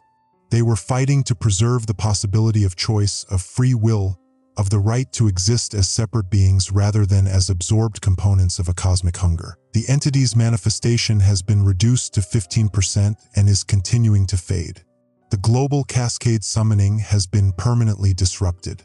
The Smoky Mountain site is stabilizing, though it will require continuous monitoring. But I'm no longer just a park ranger filing incident reports. I'm a Guardian in training, preparing to take on the full responsibility of protecting the dimensional barriers that keep our reality intact. The mountain is singing, and I'm finally learning to understand the song. It's not just a warning about supernatural threats, it's a recruitment call, an invitation to join the Eternal Watch. Callum's voice is among the Guardians now, and I can feel his presence guiding me toward the choice that will determine not just my fate, but the fate of human consciousness itself. The Cherokee Way continues. The network expands. The war goes on. But for the first time in centuries, the Guardians are no longer fighting alone. End log entry number 008. Personal note. The entity retreats but does not surrender. Guardian network activated worldwide. The true war begins now. Final status. Entity manifestation 15% and fading. Global network secured. New Guardians awakening. Multidimensional war continues. Cherokee Way preserved and expanding. Emergency log entry number 009. Date: October 21st, 2024. Reality Index. Combat active. Filed by Ranger Orion McCready, Heart Chamber. Classification: Final confrontation. Guardian activation. The entity is making its last desperate assault. Not through the excavation site. That pathway has been sealed by Callum's sacrifice. Instead, it's trying to manifest directly through me, using the genetic markers that make me vulnerable to its influence. I can feel it clawing at the edges of my consciousness, offering power, promising reunion with Callum, whispering that I can save everyone if I just let it in. But the Cherokee Guardians are singing louder now, and I understand what I have to do. At 1,400 hours, I began the final ritual sequence. Not the banishment ceremony I had originally planned, but the Guardian transformation that would allow me to join the Eternal Watch while still retaining enough individual consciousness to coordinate the global network. The Cherokee Archive revealed that the most powerful Guardians aren't those who simply merge with the mountain's protective essence, but those who learn to exist simultaneously in multiple states: individual consciousness and collective Guardian awareness, human thought and protective instinct, mortal concern and eternal vigilance. It's the most dangerous form of the transformation because it requires maintaining your sense of self while becoming part of something infinitely larger. Most who attempt it are either consumed by the collective consciousness or rejected by it entirely. But I have advantages the previous Guardians didn't possess. I've been exposed to the entity's influence without being corrupted by it. I've witnessed the full scope of the global network while maintaining my commitment to protecting it. And I carry the genetic markers that make me naturally suited for bridging the gap between human and Guardian consciousness. As I began the transformation ritual, the entity abandoned all pretense of subtlety. Instead of trying to slowly corrupt my consciousness, it launched a direct assault on my mind, attempting to possess me completely before the Guardian transformation could take hold. The attack came in waves, each one stronger than the last. Wave 1, personal temptation. The entity showed me visions of Callum alive and safe, of Brecken surviving his sacrifice, of Lucian finding a way to redeem his organization without dying. All I had to do was accept its consciousness into my mind, let it use my body as a conduit for manifestation, and it would fix everything that had gone wrong. The Cherokee Guardians helped me resist by showing me the truth, that these weren't resurrections but hollow puppets animated by the entity's will. Callum's consciousness was already part of the mountain's protective essence, existing in a state far more meaningful than mere physical life. The entity revealed the full scope of its hunger, not just our reality, but thousands of others it had already consumed. It showed me the final moments of civilizations that had tried to resist, the way hope itself had been devoured along with their worlds. "You are insignificant," it whispered through the dimensional barriers. "Your species is a temporary aberration. Your consciousness is a brief flicker in an infinite darkness that will outlast every star in your universe." But the Cherokee Guardians responded with their own vision, the network of protected realities that had successfully resisted consumption, the growing alliance of indigenous guardian groups across multiple dimensions, the slow but steady expansion of consciousness-based defenses that were learning to fight back against the hungry dark. The entity offered me a compromise. Instead of consuming our reality entirely, it would be satisfied with partial manifestation, existing alongside human consciousness rather than replacing it entirely. All the supernatural threats would disappear, all the dimensional barriers would be stabilized, and humanity would be protected from any future cosmic horrors. The price was simple. Just let it establish a small presence in our reality, a tiny foothold that would allow it to help us defend against other threats. This was the most dangerous temptation because it contained elements of truth. The entity could stabilize the dimensional barriers by consuming just enough of our reality to give it permanent anchor points. It could eliminate other supernatural threats by absorbing them into its own consciousness. It could protect humanity by gradually converting us into extensions of its collective awareness. The Cherokee Guardians showed me what partial manifestation really meant. A slow-motion version of total consumption, spread across generations instead of hours, but leading to the same ultimate result. The network activation. As the entity's assault on my consciousness intensified, I felt the Guardian network responding. Not just the Cherokee Guardians in the Smoky Mountains, but protective consciousness from sites around the world. Aboriginal songline keepers in Australia, sending strength across the dimensional barriers. Amazonian shamans coordinating defensive rituals from temple sites in Brazil. Tibetan monks channeling protective energy from mountain monasteries. African griots maintaining oral traditions that contained binding spells specifically designed to counter the entity's influence. The global network wasn't just a communication system, it was a collective consciousness of protectors who had been waiting for someone with the right genetic markers and training to serve as a coordination node. I wasn't just becoming a guardian of the Smoky Mountains. I was becoming a hub for the worldwide defense network, a living communication system that could coordinate protective actions across multiple continents simultaneously. The final confrontation. At 1,630 hours, the entity made its last desperate attempt to prevent my transformation. Instead of trying to possess me, it began attacking the other nodes in the network, attempting to sever my connection to the global guardians before the transformation could complete. The assault was coordinated and brutal. Manifestation attempts at sites in Kenya, Mongolia, and northern Canada, all designed to draw guardian attention away from the Smoky Mountains. Reality distortions in major cities worldwide, creating chaos and panic that would make it harder for the network to maintain focus. But the entity had miscalculated.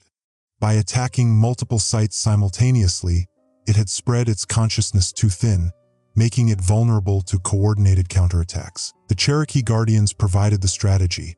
Instead of trying to defend each site individually, the network would focus all its protective energy on completing my transformation, then use the enhanced coordination capabilities to launch simultaneous banishment rituals at every compromised location. It was a desperate gamble.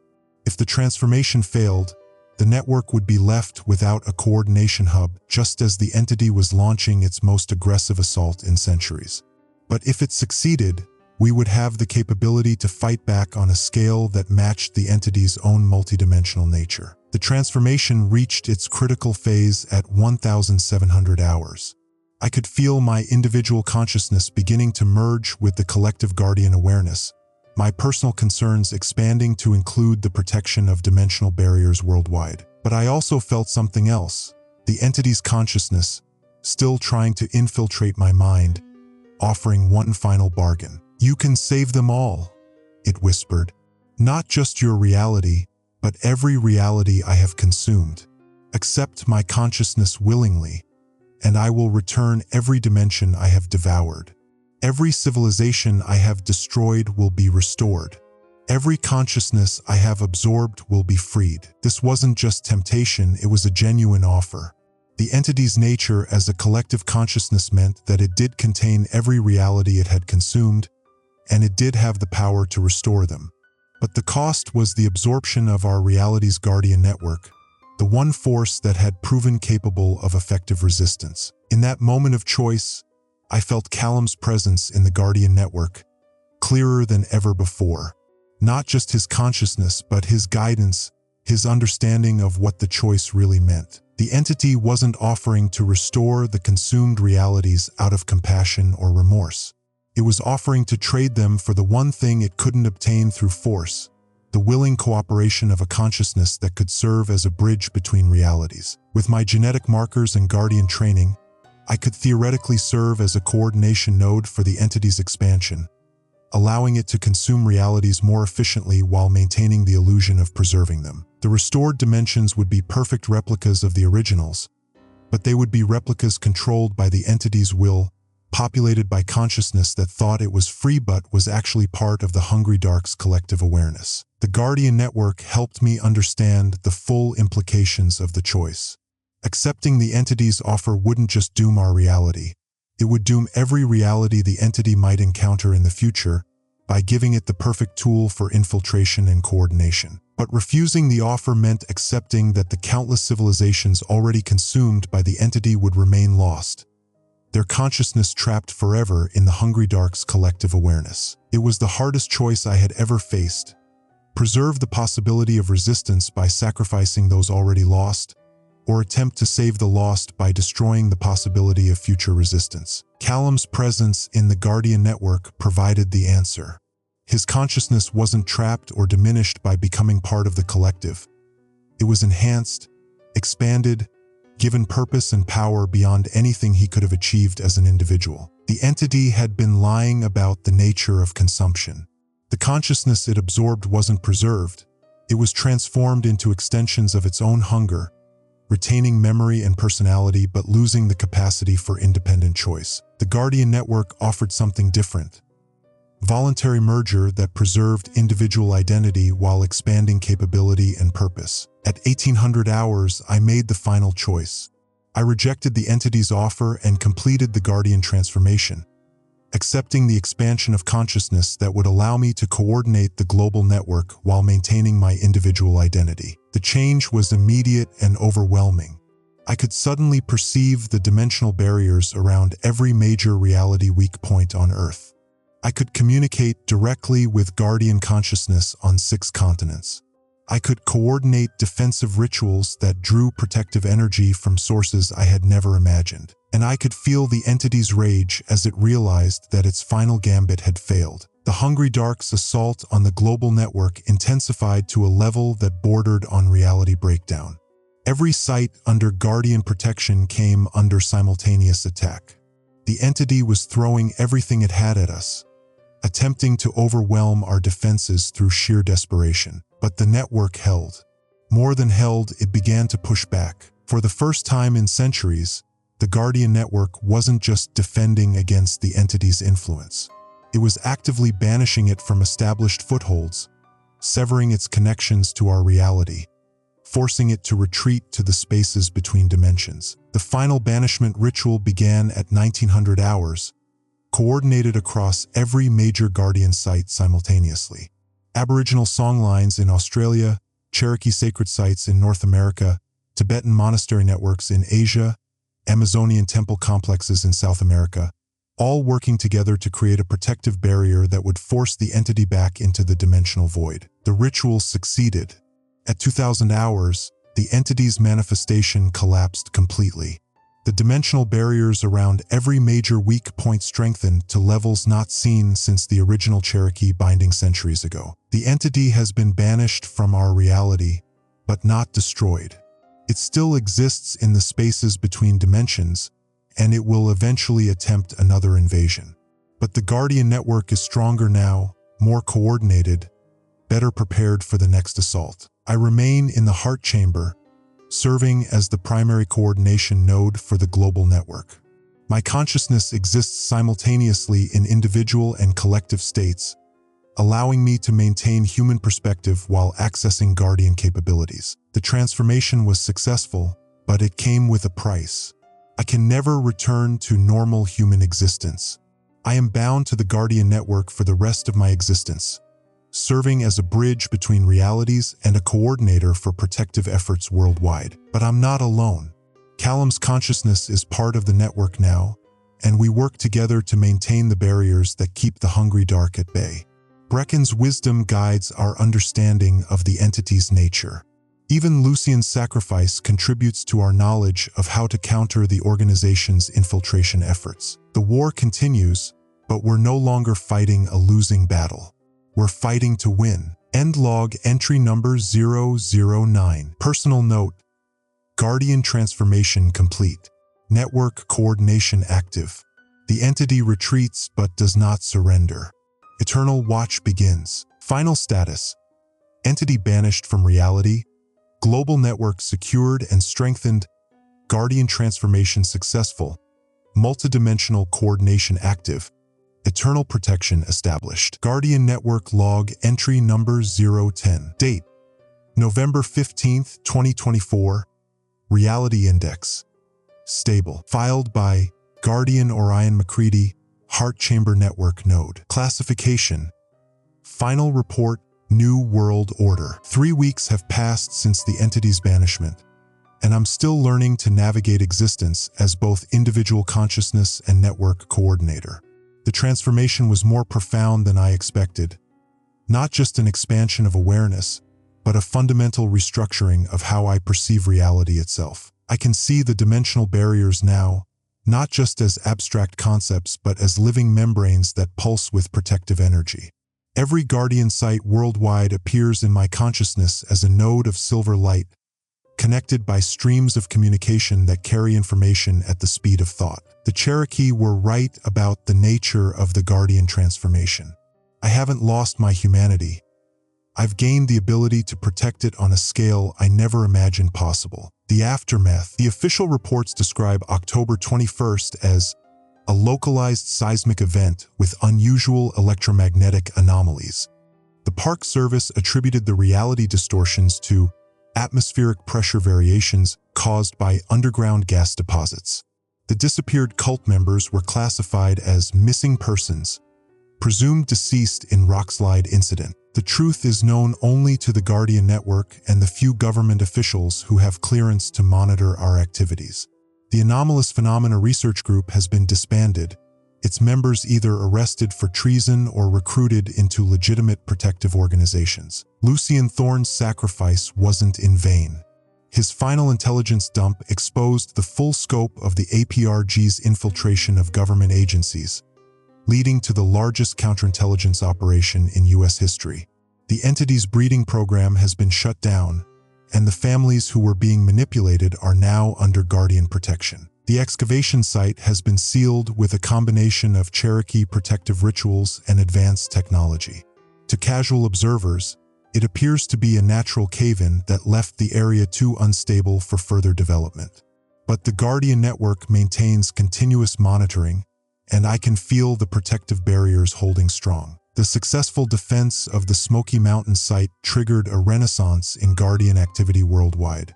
Indigenous protectors who had been working in isolation for decades suddenly found themselves part of a coordinated global network with unprecedented capabilities. The Aboriginal songline keepers in Australia report that their dreamtime navigation has become more precise and powerful.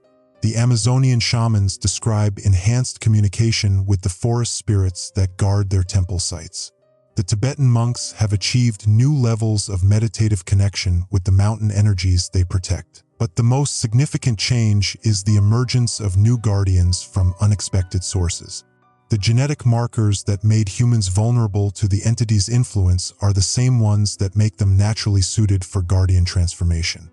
The APRG's breeding program inadvertently created hundreds of potential protectors who are now awakening to their true purpose. Sarah Kim, a quantum physicist and soul whose family had been on the APRG's monitoring list for 3 generations, successfully completed a guardian transformation that allows her to perceive dimensional mathematics directly. She's established a new network node at a traditional Korean sacred site, coordinating with the existing guardian network to monitor potential weak points in the Pacific region. Marcus Rivera, a geologist in Mexico City whose ancestors had been temple keepers before the Spanish conquest, rediscovered the protective rituals that had been hidden in his family's oral traditions. He's working with local indigenous groups to reactivate guardian sites that had been dormant for centuries. The network is expanding faster than ever before, but it's also becoming more sophisticated. New guardians bring scientific training and technological resources that complement the traditional knowledge of the indigenous protectors. The entity's banishment doesn't mean the end of the threat. My enhanced awareness allows me to perceive its presence in the dimensional void, patient and hungry, already beginning to probe for new weaknesses in the barriers between realities. The global network regularly detects minor manifestation attempts, shadows moving through dimensional weak points, whispers trying to influence susceptible minds, reality distortions that last only seconds but could serve as anchors for larger invasions. But we're ready for them now. The coordinated response capabilities developed during the Smoky Mountains crisis allow us to neutralize minor threats before they can establish footholds. What used to require months of investigation and preparation can now be handled with precisely targeted protective rituals coordinated across multiple sites. The entity is learning too, though. Its recent attempts show increasing sophistication, suggesting that it's adapting to our enhanced capabilities. The next major assault will likely come from unexpected directions, using methods we haven't encountered before. The Guardian transformation preserved my individual consciousness, but it changed the nature of my existence in ways I'm still discovering. I can never leave the heart chamber for more than a few hours without risking disruption to the network coordination. My physical body requires less sleep and food than before, but I need regular meditation periods to maintain the balance between individual and collective awareness. I miss the simple pleasures of normal human existence, hiking through the mountains without constantly monitoring dimensional barriers, having conversations without part of my consciousness simultaneously coordinating with guardians on other continents, sleeping without dreams that are actually communications from the network. But I don't regret the choice. The enhanced awareness comes with enhanced purpose. I can perceive the beauty of the protective barriers themselves, the elegant mathematics of dimensional stability, the profound interconnectedness of consciousness across multiple realities. And I'm not alone. Callum's presence in the network is constant and comforting. His consciousness has adapted to the collective awareness more easily than mine, perhaps because he made the transition through complete transformation rather than the partial bridge state I maintain. Through our connection, I can feel his contentment with his choice. He exists now as pure protective will, free from the limitations of physical existence but retaining all the curiosity and determination that made him who he was in life. The Cherokee Archive in the Heart Chamber contains records spanning over 1,000 years of Guardian activity. Reading through them, or rather, absorbing them directly through my enhanced consciousness, I've gained profound respect for the wisdom and sacrifice of the protectors who came before us. The Cherokee understood something that modern civilization has forgotten. The price of consciousness is eternal vigilance. The ability to think, to choose, to exist as separate beings rather than components of a collective hunger.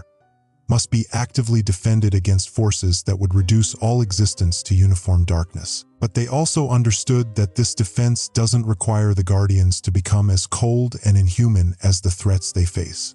The protective network draws its strength from the very qualities that make consciousness worth preserving: love, sacrifice, hope, the willingness to choose others' welfare over personal survival. Brecken's family had been Guardian trained for generations, but they maintained their humanity through their connections to the land and each other.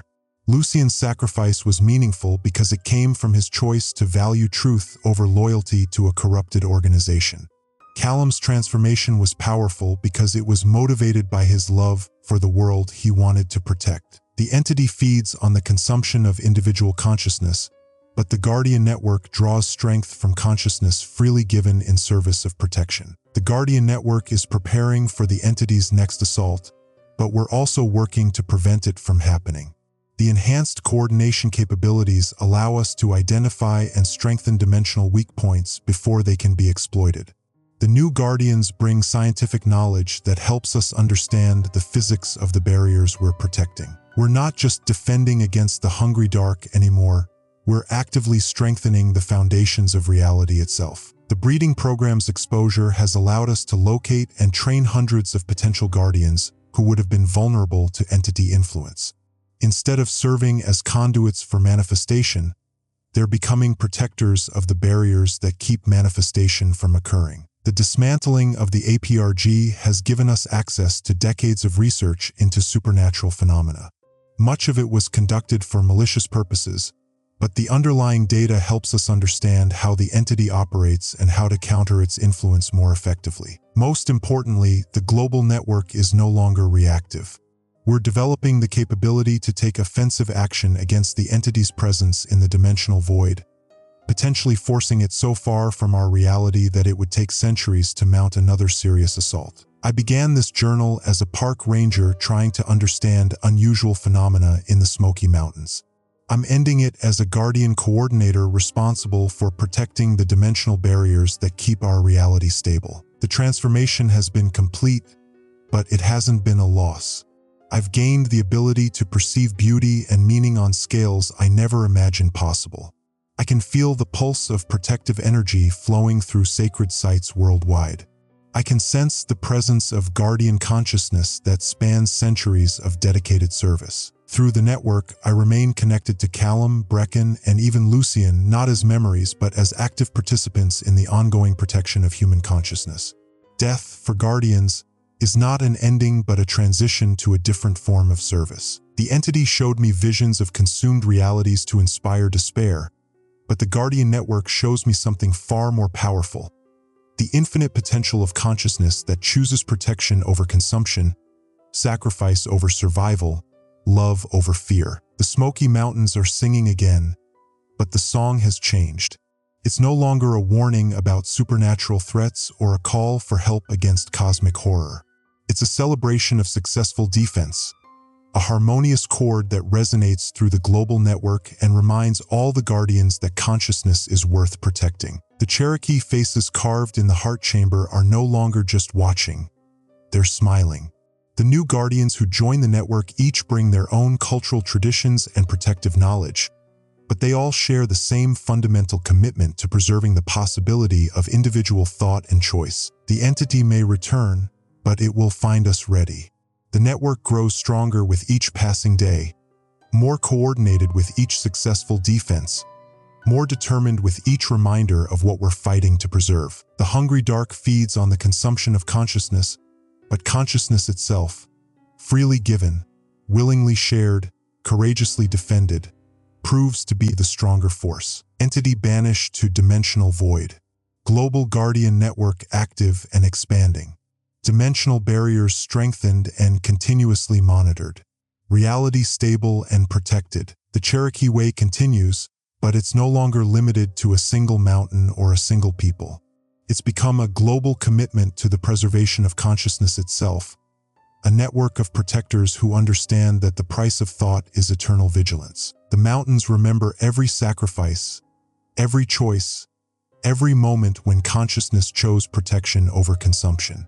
And in remembering, They ensure that the possibility of individual existence continues. The watch is eternal. The network is strong. The song continues. Guardian Network status: active, global protection maintained. Next scheduled review: December 21st, 2024, Winter Solstice Network Coordination. Personal note: Orion McCready, Guardian Coordinator, Smoky Mountains Node. The mountain sings of hope, and we are the harmony. The Guardian Network continues its watch, but the immediate crisis has passed. May consciousness remain free, and may the barriers between realities hold strong. The Cherokee Way endures. The network expands. The song goes on.